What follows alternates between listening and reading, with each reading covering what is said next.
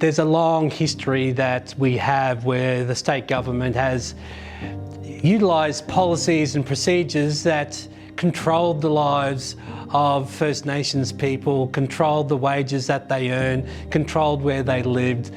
Those effects from those policies are still being experienced today. One of the things that really impacted me, we had a session where we went through understanding the history, getting a greater awareness, understanding what the laws had been over time.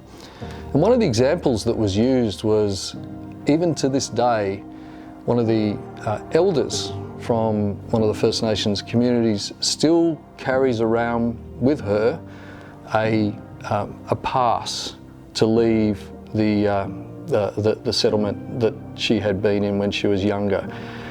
So I'm from a small town called Callide in Western Australia, and I'd heard about the stolen generation and went to school with a lot of Indigenous kids, but didn't realise that they were the people that I was alongside of were part of the stolen generation. They were right underneath they were my neighbours. And the impact and ongoing impact that they've had on their families and on them culturally was a big aha moment for me to realise the benefit that, you know what, I can do something about this.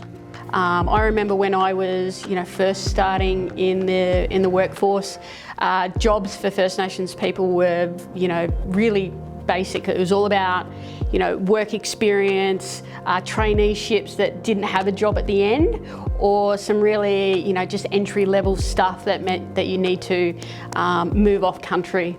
There certainly were no, corporate, First Nations faces, in the corporate role. The main one, and it was something that I sat in on here at CS Energy, very confronting presentation about some very specific histories in Queensland, particularly through the 1900s, where there were state government laws that effectively ruled Aboriginal lives, what jobs they could have, who they could marry, what income they could earn, and then a lot of that income was withheld from them. So it was a quite confronting piece around the significant and almost deliberate disadvantage, state-sanctioned disadvantage that had been going on for many, many decades for Indigenous Australians, as I say, particularly in Queensland. They think that we're a whinging mob sometimes and want everything for nothing. They just want all the money, they want all the,